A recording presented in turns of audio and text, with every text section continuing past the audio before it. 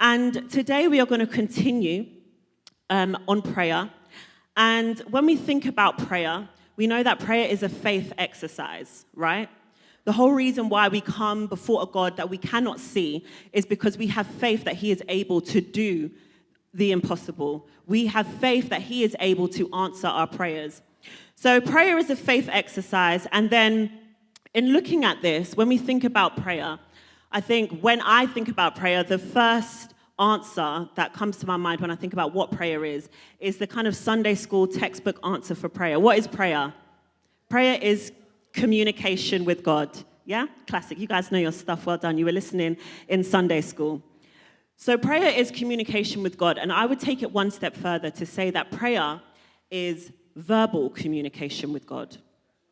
So that doesn't necessarily mean that if you are non-verbal, you cannot pray. What I'm talking about when I say that prayer is verbal communication with God, there is us talking to God, but then the God that we serve, whether we are verbal or non-verbal, is a verbal God. Our God speaks. So if our prayer, our communication with God is just us talking at God, then I would challenge you that perhaps it's not really prayer. Because if prayer is communication with God, then you should also be hearing from God. So the prayer cannot just be a one-way conversation. Otherwise, it's not really communication. So I want us to just look at Romans 10. We're going to read from verse 17 to 21. And this scripture kind of sets the scene for this preach today. So I'm going to start from verse 17, and it says, "So then, faith comes by hearing, and hearing by the word of God. But I say, have they not heard?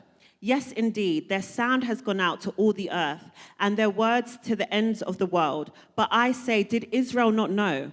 First Moses says, I will provoke you to jealousy by those who are not a nation. I will move you to anger by a foolish nation.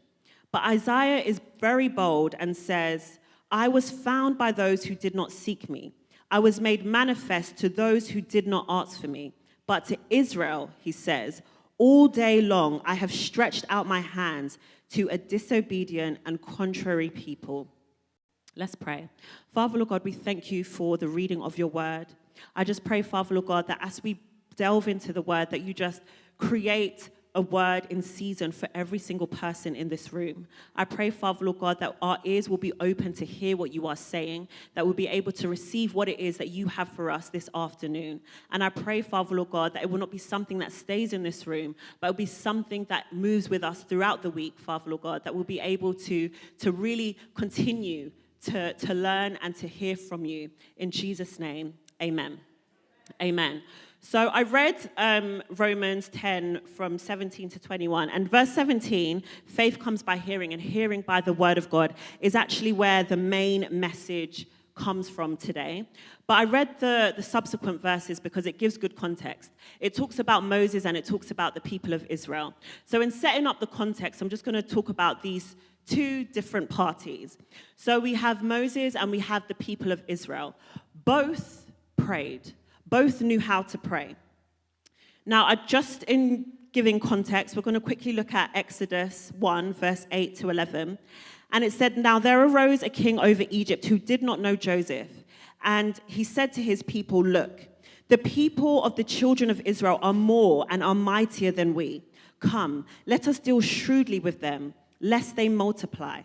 And it happened, in the event of a war, that they join our enemies and fight against us, and so go up out of the land. Therefore, they set taskmasters over them to afflict them with their burdens." So this kind of sets the scene. The people of Israel were then enslaved, and they were put to hard labor.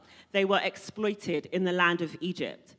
And now, why did this happen? This happened because Pharaoh at the time said, these guys, if they really utilize their full potential, they can turn against us and finish us off.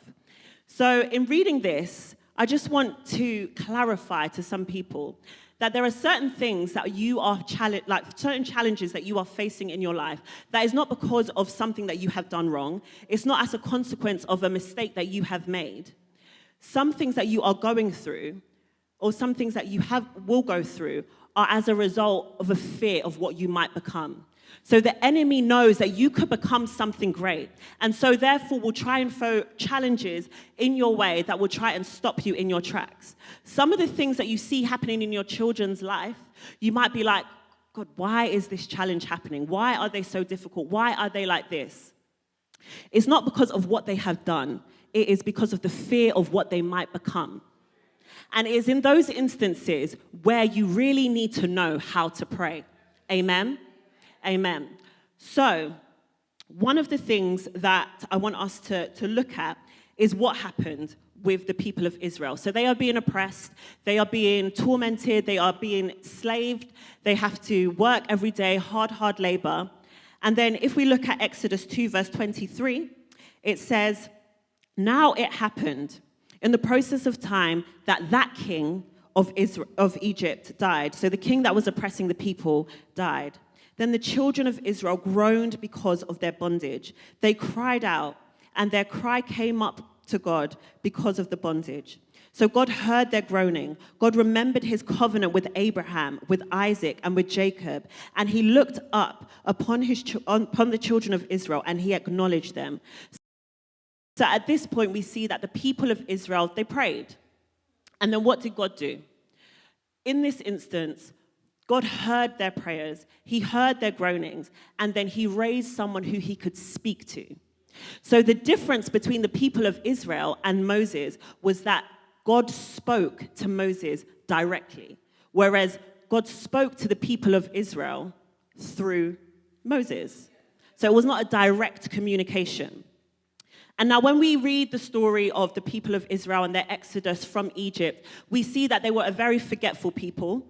They forgot the things that God had done. They had forgot that God had delivered them out of the land of Egypt. They forgot that God had parted the Red Sea, and they literally saw their enemies being drowned before them. They forgot all of that. And when I think about those things, I think the reason why they forgot was because they were not speaking directly to God. They didn't have that direct communication. So if it is always by hearsay, it is easy to forget. But when it comes direct, it's not easy to forget. Somebody understands that. Thank you, Michelle. But, so what I want us to clarify here, and this message that I'm preaching today is called the hearing test. Some of us, we need to test our hearing. And when we test, we can assess where we are with hearing from God, and then we need to invest in our hearing. Is that all right? So that's what we're going to be discussing here today. So that was the context. Now we go back to Romans 10, verse 17. "So then, faith comes by hearing, and hearing by the word of God." Now, the way that we're going to be talking about this scripture is actually something that Tim mentioned in his preach a couple of months ago now. And he said that as he was reading that, the Holy Spirit just kind of stopped him and was saying, a lot of the times when we read the scripture, we think faith comes by hearing, and faith comes by hearing the word of God. No, faith comes by hearing, and your hearing comes by the word of God. So today we are going to evaluate how we can leverage the word of God to improve our spiritual hearing. Amen? Amen. And to clarify, that scripture does not say faith comes by hearsay and hearsay of the word of God. It says faith comes by hearing, and hearing from the word of God. So you do not need to be hearing from somebody else what the word of God says. If the only times you're hearing the word of God is through somebody else or somebody else serving it to you, then we need to rethink the way that we are doing this thing. Yeah? So faith comes by hearing, and hearing the word of God. And last year was the first time that I read the Bible front to back.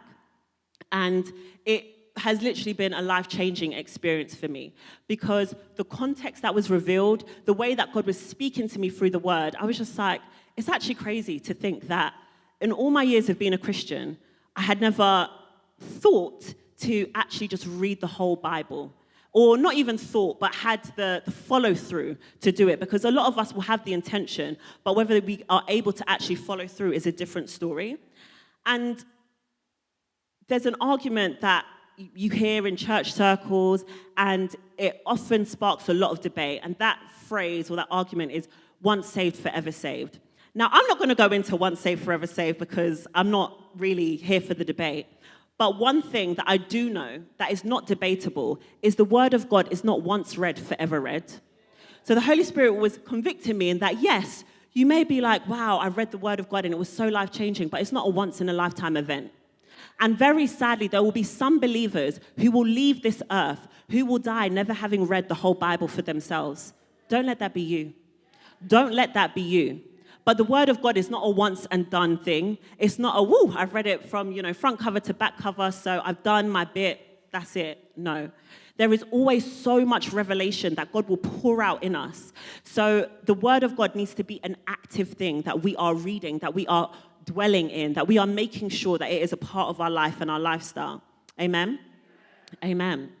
So as I said, we need to test our hearing. And there's a scripture in John 10, verse 27, which I think is essentially the hearing test. And it says, "My sheep hear my voice, I know them, and they follow me." Now that is the test. Some of us, we fail at the first hurdle. Do we hear God's voice? And that's just a question that you need to ask yourself. Do I hear God speak? And then the other part, I know them. Does he know you? Do you spend enough time in his presence for God to know you? You might say you know God, but does he know you? And then the third part is, and they follow me. Do we follow? Because we may be able to hear. We may, be convinced that, yeah, I think God knows me. But are you following him? Are you obedient to the things that you hear? So that is the hearing test. We do a hearing test to assess where we are, and now we can invest in our hearing. There are certain things that you can do to improve your physical hearing. 4 things in particular we are going to look at, and we are going to look at how the spiritual parallels can help us to improve our spiritual hearing. So the first thing, a way that we can improve our hearing, is to revive the quiet space. So if we want to improve our physical hearing, we can practice identifying and isolating certain sounds in a private space, and that will help us to sharpen our ear, sharpen our hearing. An example I'll use for this is my husband, Tim. Sometimes we'll be listening to music, and Tim will make a random exclamation and be like, "Woo, did you hear that bass?" And I'm like, no, I didn't. To be honest, when I listen to music, I hear the music as one. It just comes into my ears as one sound, and that is it for me. And so sometimes I can tell he's getting a bit frustrated because he's excited by the music, and I'm like, yeah, I heard it. But to be honest, it's all coming into my ears as one music. I can't really hear or distinguish. And he said something to me a few weeks ago. He said, after church, and Tayo, this is a bit of a shout out to you. He said, after church, Tayo came up to me and he said, those tritones you were playing, it sounded good. And Tim said, I know he plays. He's good. And I said, have you heard him play? How do you know he's good? He said, he's good. You're not going to talk about tritones unless you're good. He's good. So I said, okay, sure. But you see, people like Tim, people like Teo, musicians, they do not hone that ear to hear in the loud, noisy concert or the loud, noisy environment of church. They go to a quiet place to listen to their music, to sharpen their gift, to hone their skills in their quiet place. They listen with a different type of ear. So they are able to identify, because they've done the practice of isolating the sounds. So the same is true spiritually. We have to revive the quiet space.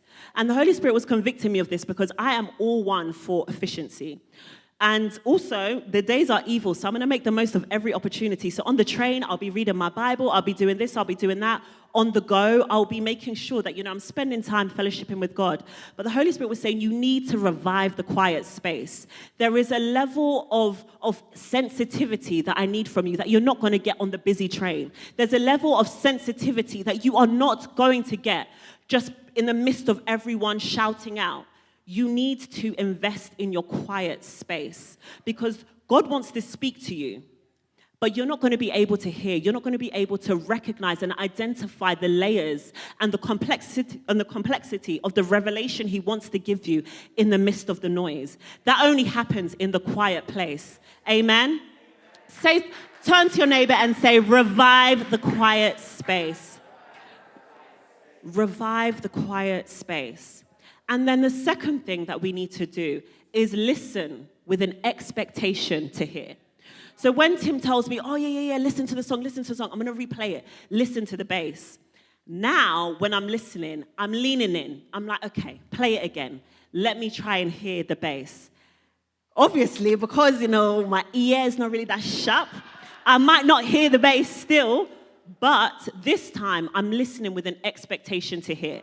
So instead of me first listening in the way I was listening before, when I was just hearing the music as one, I'm making every intention to hear. Sometimes when we come to the Word of God, when we are reading the Word of God, we can just read it because it's like, I need to read my chapter. I need to feel like I'm a Christian, So I'm going to open the Bible and I'm going to read it. But do you come to the Word of God with an expectation to hear from God? Do you? That is prayer. For some people, you can almost put a distinction between prayer and reading the Word. Prayer is communication with God. Hearing comes by faith, and faith comes by hearing the Word of God. The Word of God, God wants to speak to you through the Word of God. The God that we serve is not mute. So when we come to the Word, we need to come to the Word with an expectation to hear Him. We are coming to the Word and we are leaning in. We are asking the Holy Spirit, speak to me as I read.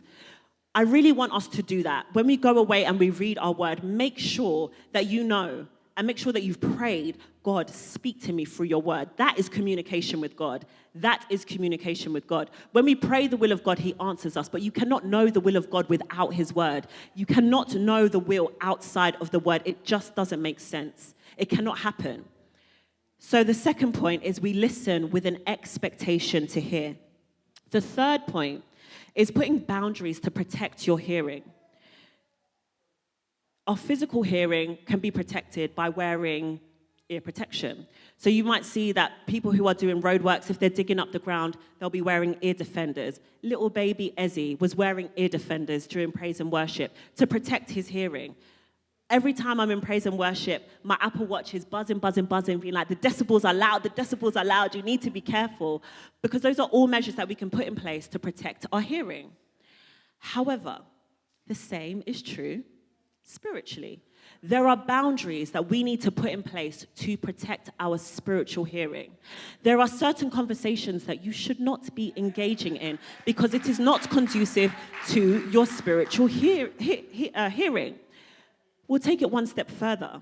There are certain conversations that you should not be instigating because it is not conducive to your spiritual hearing. What Sister So-and-so wore to church last week is none of your business. So don't go and bring it up in conversation. The Holy Spirit wants to speak to us through the Word of God. But if we are making the environment not conducive to communication with God, then we cannot be upset when He's not speaking to us. We need to put guardrails around our space and our time. And I was talking with Goldie yesterday, and she was saying how she mentioned the fact that I think she tried to schedule like a meeting with me for something on a Wednesday. And I said, no, that's my date night with God, so I can't do Wednesday evening. Let's do another day. And I had to do that because I had to be intentional about the time that I was spending with God, because this was something that the Holy Spirit was convicting me to do for a really long time, and things would pop up, and my Wednesday, I'd be like, yeah, okay, God, I'm going to spend Wednesday evening with you, and then something would happen, so I'll do that, or somebody would ask me to meet up, so I'll do that, and then it just got to a point where it was never happening. So I had to decide that I need to put boundaries around this place. I need to put boundaries around the time that I want to spend with God. So whilst we need to also put boundaries around our mouth and the things that we're saying, the things that we're hearing, we also need to put boundaries around the quiet space. If we are carving out time for God, protect it. Because if not, everything else will come up and will be a higher priority. And you may not say with your mouth that it's a higher priority, but with your actions, you're saying that I am prioritizing this thing over prioritizing spending time with God. So make sure that you put boundaries in place to protect your hearing. Amen. Amen. So the fourth thing is to remove blockages. So when it comes to our physical hearing, we obviously can clean our ears to help, us be able to hear things better. And contrary to popular belief, the best way to clean your ears is not with a cotton bud. It is not. If you were to go to a pharmacy and you say, I can't really hear, my ears feel really clogged, they're not going to say, go and buy cotton buds and just clean it out. No, because you're actually pushing the wax further into your ear. It's a little lesson for you guys, okay? What you need to do is buy oil. So they'll probably prescribe you or tell you to buy oil drops for your ear. It might be olive oil or mineral oil, whatever it is, but it goes in the ear, softens the wax, and then you dispel it over time. So that is the best way to remove blockages from your ear physically. Now, the best way to remove blockages from our spiritual hearing, some of us may think that, God, you're not hearing me or you're not speaking to me, so I'm going to shout louder, I'm going to do more, I'm going to do all of these things. The best way, or the correct way, to remove blockages from our spiritual ear is to consult the Holy Spirit. If we look at Psalm 139, from 23 to 24, it says, search me, O God, and know my heart. Try me, know my anxieties, and see if there is any wicked way in me, and lead me in the way everlasting. So we can think that, oh, God, you're not speaking to me because of whatever reason. But if we consult the Holy Spirit, he's actually able to identify what it is. Perhaps it's that unforgiveness in your heart, the unforgiveness that you're holding towards the person who's sitting next to you. Or perhaps it is something that has happened that you just can't seem to let go of. It's only the Holy Spirit that can find and locate those places. We've done a whole series on the issues of the heart. So if you need to refresh yourself on what some of those issues may be, you can find them on the YouTube. You can find them on Spotify. They're all there. But ultimately, we need to be imploring the Holy Spirit, search me, search my heart, and find if there are any blockages, if there are any things that are causing me not to hear from you, reveal them to me, and let's work on them. So the hearing test is that my sheep know my voice. My sheep hear my voice. I know them, and they follow me. That is the test for us to assess where we are with our hearing. However, there will be some words that come that also need to be tested. And we're going to look at two different types of tests. So the first is that you need to be able to follow. So in the hearing test, it says, my sheep hear my voice, I know them, and they follow me. So there will be some words that come to you, and we are expected to follow. There is a level that you need to get to, some instructions that you need to hear from God himself. Because if you hear them from people, you'll be negotiating with those people. Pastor Alex might come to you and he'll be like, God is going to use you in this type of ministry. And you'll be like, oh, Pastor Alex, I'm not ready. It's not my time. And you may not be able to negotiate with Pastor Alex. But we've seen instances in the Bible. Moses himself, God came to him and said, I'm going to use you to speak. And he said, me? Really? Oh, God, it can't be me. The same is true for Gideon. God said, I'm going to use you to deliver my people. And he said, but I'm from the weakest tribe, from the lowest clan. It can't be me. Jeremiah, God said, I'm going to use you to speak. He said, I'm too young. I'm too young to be able to speak. But because God was speaking to them directly, they couldn't negotiate their way out of it. They did what they need to do, and they were victorious in doing what they need to do. And God is saying to some of us, I'm trying to speak to you. There may be things that Pastor Alex or someone in your life who is spiritually sound is telling you certain things, and you're able to negotiate with them. But you will never have that conversation with God. And some of us, we are intentionally not having those conversations with God because it's like, I don't want to seem like I'm being disobedient to even have the conversation in the first place. God wants to tell you certain things directly. and there will be no negotiation. There are certain areas and certain things that you need to do in your life, that you need to stop running away from people and start tuning in to God. Amen? You can clap. And then there's another way that we need to test what we hear. And for this, I'm going to just read a scripture in 1 Kings. It's a story of a man of God who was traveling from Judea, and he came and he was speaking at an altar of the Lord, and he prophesied over that altar. He said it's going to split into two, and King Jeroboam was standing next to him at the time, and the altar split, and King Jeroboam didn't like what he saw. So he said, seize that man. He stretched forth his hand and he said, seize that man. And as he stretched forth his hand withered. So now King Jeroboam is like, hey, what has happened? So he begs this man of God and he says, please pray for me, like undo what you've done. So the man of God prays for King Jeroboam and his arm was restored. So then he says, and the king said to the man of God, come home with me and refresh yourself, and I will give you a reward. And the man of God said to the king, if you give me half of your house, I will not go in with you. I will not eat bread or drink water in this place. For so was it commanded by the word of the Lord, commanded me by the word of the Lord, saying, you shall neither eat bread nor drink water, nor return by the way that you came.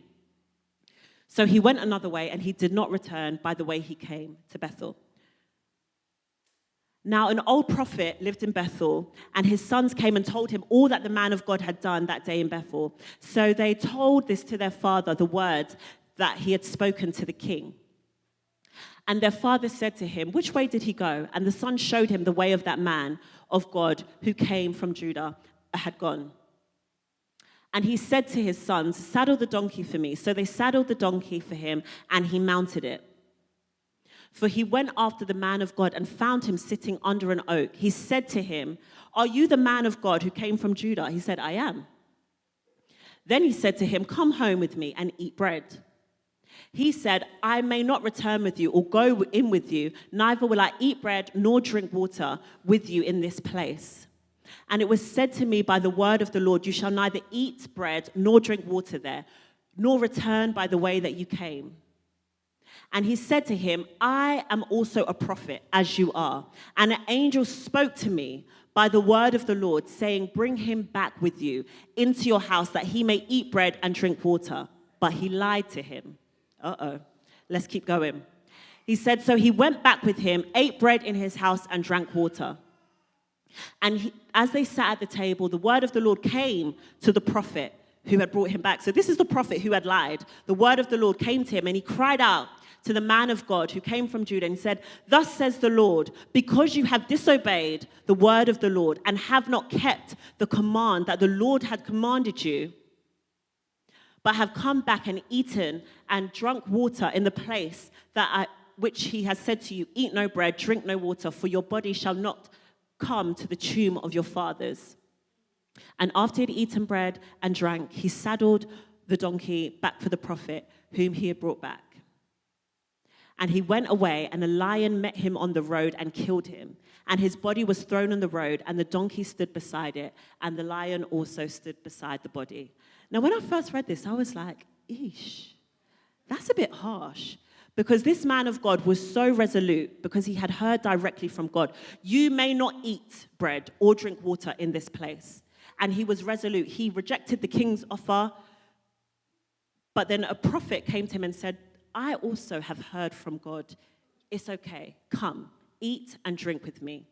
And because he believed what the prophet said, he went, he ate, he drank, and he was killed as a result, because he did not obey the word of the Lord.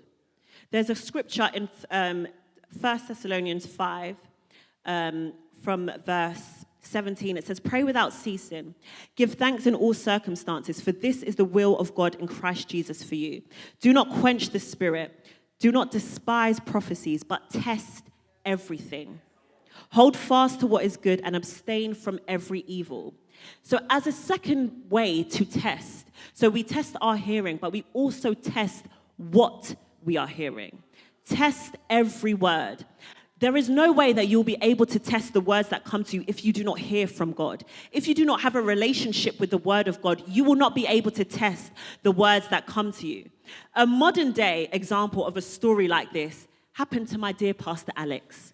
And I'm going to share it. Probably you've heard, some of you might have heard it before, but he said that somebody came to his house, to his very own living room, sat him down and said, I see that a Life City Church will not make it to 5 years. There's going to be a big scandal and it's going to finish the church. And now, outside of the rage and the audacity that, Pastor Alex was feeling, his response was, I too hear from God. I too hear from God, so I will check this out. There is a certain grace that we need. There is a certain skill that we need in developing our hearing, where we need to verify what is true via the truth of the word of God. You need to be able to verify what is true by the truth of the word of God. For some of us, we might be thinking, oh yeah, but I'm not a man of God, or I'm not on that level to be able to, really hear from God in that way. So I'm going to just, allow those who are called or who are in those offices to speak what God wants to speak. But it is to your detriment, because there could be instructions that are divinely spoken for you, that if you obey, your fate could be like that man of God. If you do not obey. So we do need to develop this skill for ourselves. It doesn't matter where you are in your Christian walk. And to be honest, this is something that I have sort of realized as I've been maturing. But now that I have realized it, hearing from God is actually not something that should be left for, the spiritually mature only. This is an actual foundational element of our faith. You need to have a relationship with the word. You might be like, I'm just a young babe in this Christian walk. God will speak to you through the word of God. That is how it's done. It is through the word of God. You could be in the Christian walk for a very, very long time and still be feeling like, I don't really, really hear from God like that. How is your relationship with the word? That is prayer. Opening the word, coming and reviving that quiet space, coming to the word of God with an expectation to hear him. That is prayer. Don't think of it as, I'm just reading the word. No, you are communicating with God. He will speak to you. He will speak to you. And some of us, I just want to debunk the myth that your mind is too simple for God to give you revelation. It is not. It is not. You are not too, spiritually young to be able to understand complex things that the Holy Spirit will reveal to you. Not necessarily the things that he's going to reveal to the pastor to break down for you.